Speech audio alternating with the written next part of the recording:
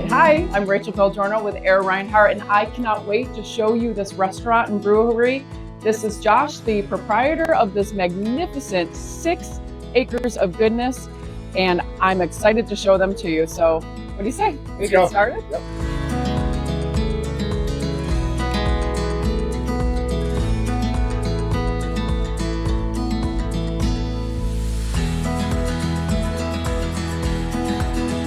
Well, there's no better way to get started than at the farm.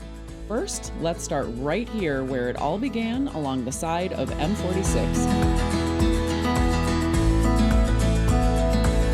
Okay, and while we're here, I really want you to tell us a little bit of the history regarding these pavers. You guys, if you can, just check these out. They are so cool.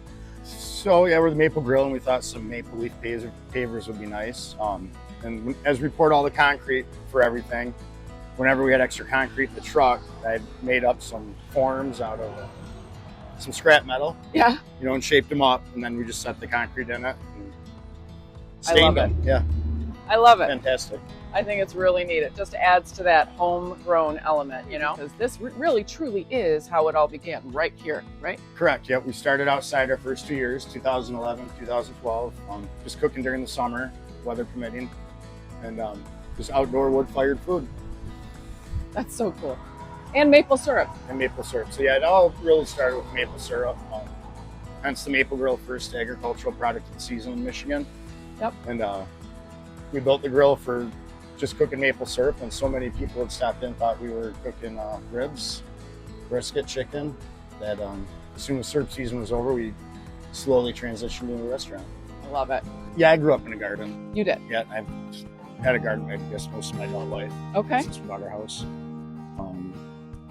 My mom, if I understand it right, they started the 4-H chapter out here when she was a kid. And so that's why when you go inside, you see all the 4-H photos out there. Right, yeah, there is a lot. Our family's been supporting 4-H forever. Yeah. And you guys do a lot of tremendous amount of community events and functions and charitable contributions. I remember that one day, what was it, a month ago, we came in and it was so busy. And it was Hemlock Sports, I think. Yeah, I can't remember what one. Yeah. There's so many of them. Very cool. Yeah. That really helps, I would imagine. And plus you do it out of pure just desire to help out, right? Yep. So we'll start at the hoop house, which when you guys first told me that this was the hoop house, I did not understand. I didn't know they called these hoop houses. I always call them greenhouses.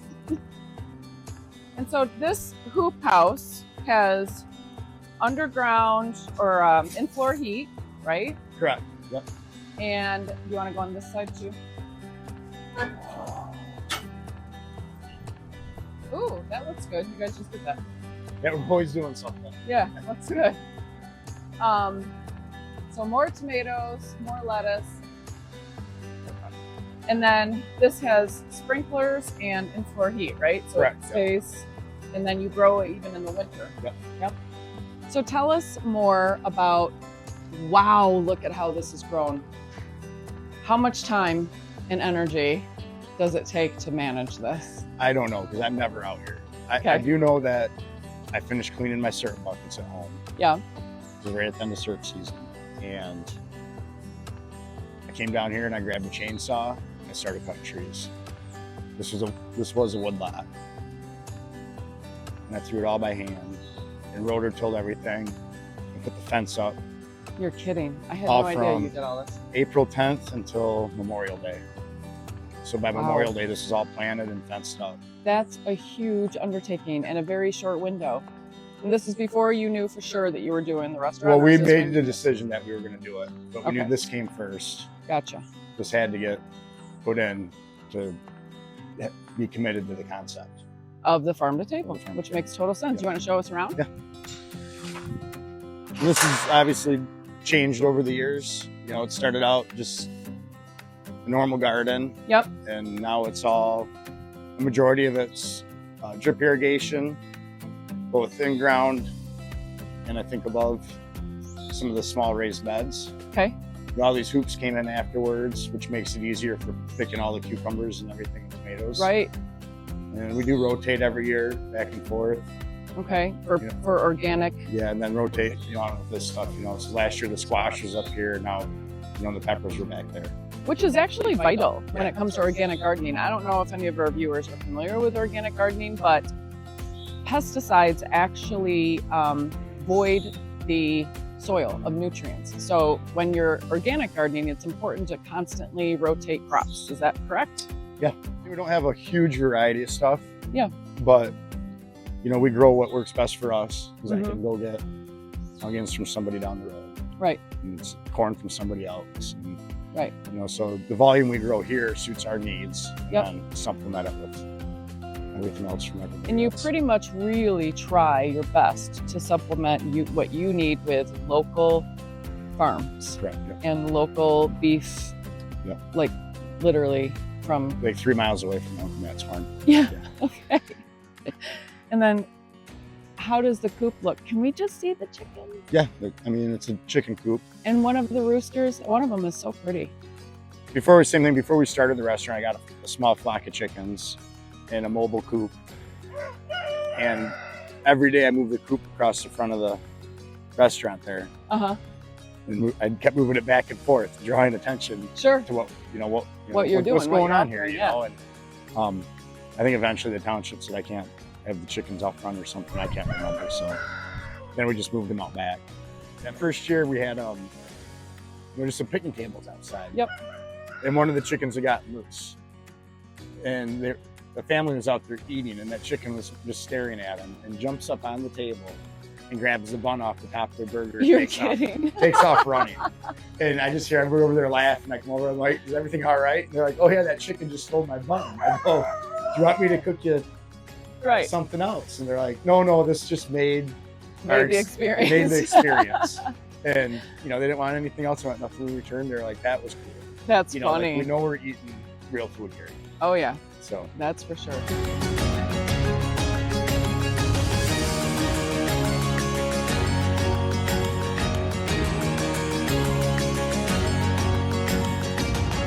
What made you decide when you opened your restaurant that you would solely cook with wood? No other form of power or, heat or whatever? Is it just from your history as a kid, or? Yeah, history as a kid. Like I said, I've only cooked with wood at home. I don't like the taste of charcoal. Uh-huh. Lump charcoals, I guess, are right. And just propane, just never felt the need to cook with propane. Mm-hmm. And it just kind of, I think with sustainability, because it's renewable resource wood. Keeps growing. You don't have to rely on an energy company to bring it to you. Right. Somebody to bring it. You just walk out back if you have that. Yep.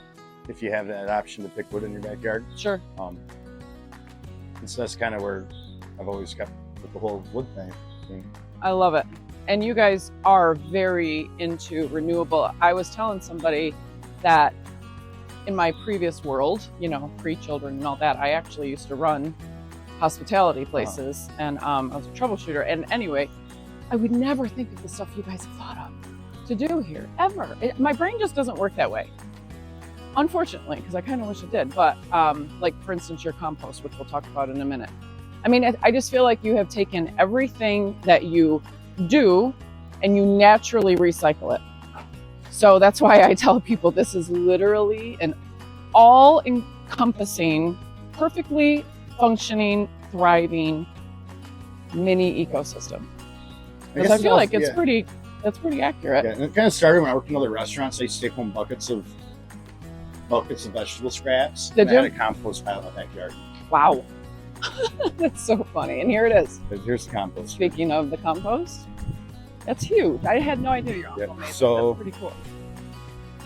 If you do this right, I don't touch this very often.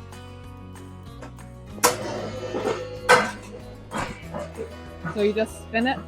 It rotates. It's got like an auger in it. Keep moving stuff towards the end. Okay.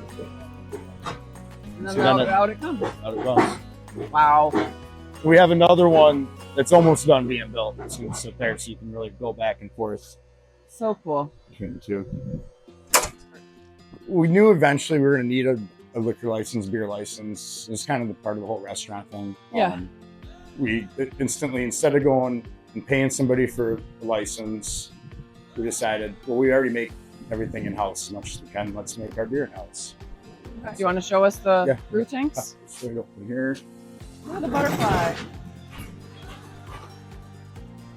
And these are Psycho Brew, so it's my understanding, I'm not real familiar with them, but somebody once told me that these are extremely high-end, expensive, and they're Michigan-made. Yep, made right in Michigan. I think it's what, Greenville. You see this one's fermenting pretty heavy right now. So, yep. That's just what they do. They bubble up, boil over. Okay. But these are all kind of their standard brew kettles or fermenters they make. Along with their mash tun. But the wood-fired kettle on the end, that was custom built for us. Oh, really? You know, so you can see it's dropped in that giant concrete base there. Yep. And you feed the fire from the outside. Wow. And that Psycho Brew made that for you? Yes, they did. Wow, that's impressive. Cool. This is all fully insulated, AC heated, on-demand water heater.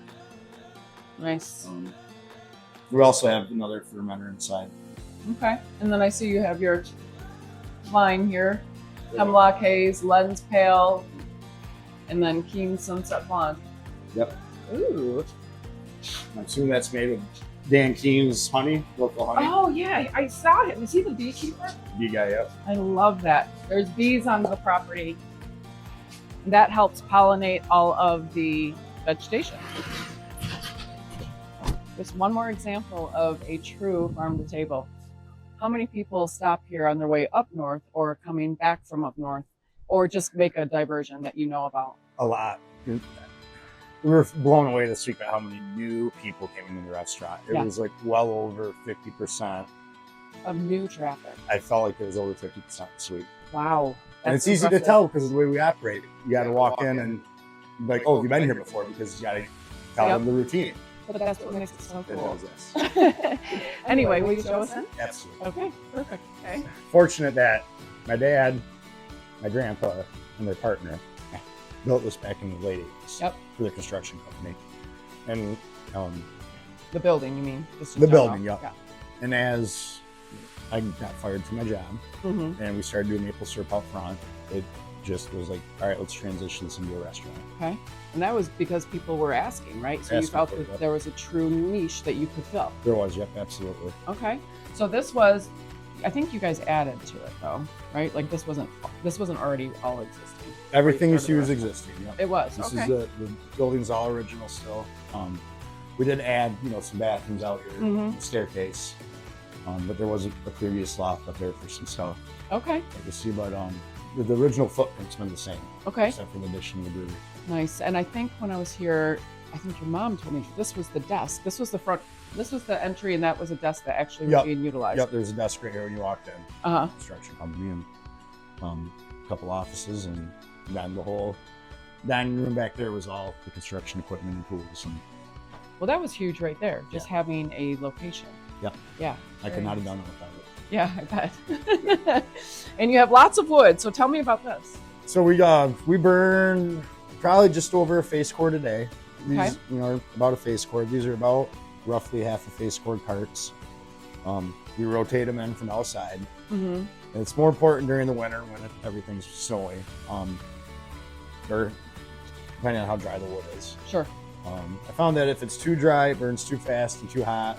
If it's too wet, it doesn't burn enough. There's a happy medium. Which is interesting. Yes. And it's unique that when you see the grill inside, we're able to cook over real live fire instead of just coals. Because the fan on the roof is pulling the flames from directly heating and burning food. And we rotate the wood carts through the dozen tables out there we have. I'll have wood carts underneath them. So we just kind of keep tracking as we rotate the wood, that way it comes in. So whose idea was it to create furniture that could be reusable and multi-purposing? It was mine. And like you can see, these were the original H-frames that all the construction equipment was stored on. Oh my gosh. So as we broke those down, we welded these into these carts. And had my Uncle Terry built tops from them. Definitely a thinker, Josh, because I would not have come up with all that. I'm telling you. You have guests that bring you items, artifacts from family and just random stuff. And like, isn't a scale from somebody? if I remember correctly. The scale came from someone. And you're nice enough to continue to display it. Yeah, and then the Maple Avenue sign. Somebody came in and goes, "You got $40?" I go, "For what?" He goes, "I got something you want." That's awesome, so, and it works perfectly. Sometimes I pay for the stuff. Sometimes it's just a gift to us. Right. Very fortunate. Yeah. Yeah, that's pretty neat. Tell me about the farm to table aspect. So no freezer that you use for meats or anything for that matter. I mean, your ice cream. Yep, just our ice cream. Some of our stuff gets frozen. The fishing season ends, so I do bring some frozen fish in from the Great Lakes. It's hard to raise chickens through the winter. Yeah. And so they raise a bunch through the summer and they'll batch freeze them. Okay. And so during, there's time periods where some of the protein has been frozen, but 80% of the time it's always been fresh. Nice. And then no microwave. Can I say it again? No microwave. The food comes out hot, it gets served, and that's the end of it. Yeah. I love it.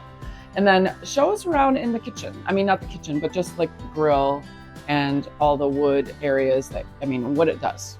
All right, so I'm curious. This is the grill, designed after the grill outside. Okay. Designed after how I was cooking syrup in my backyard. Mm-hmm. It's really how it all started. I had just a little pan, and I ran a flue along the ground and into an old smoker. Okay. And so I was cooking maple syrup and I was smoking, I think, a pork part at the same time. And so you just kind of dual purpose stuff. Built this, it's all masonry all the way through the roof. There's the fan draw in it. And so everything's cooked right here. There's this red door over here, that's the smoker. It's gently, I call it gently smoked. There's hardly ever an offensive amount of smoke in anything. I can tell you right now, I do not like smoked food almost at all. And I've never ever had anything here that I didn't absolutely love. Then on the opposite side over there is the wood fire pizza oven. But yeah, you can see it's all just wood fired right here. So we don't have any stoves or ovens in the back either. Like anything that we cook is cooked on this grill. Right. All our potato salad, anything that got cooked, beans, squash, everything's right here on this grill. These are all the beers that you guys have had and or do have currently when it's available, Correct, right? Yeah. And did you make those? Who made those? Then a combination of, Sid that used to work here when we first started brewing, she made some of these. Okay. My wife made some. The guy I went to school with made some. Brother Don, he pours our beers 3 days a week. He made his own personal one for his beer. Nice. Because he had one named after him. Yep. And Frank's helped out, made a bunch of them. And my dad's drawn a few of them up. And we got 3 that were actually hand carved, which are gorgeous from another customer who's brought this. That is really nice. He goes, "Hey," wow. He goes, "I got something for you." I love them, and look at her. Yeah. Grandma's Stout. So what's your favorite aspect of your restaurant? What do you love the most about it? Just the food, I guess. I like to eat. Yeah. Like, I'm a foodie.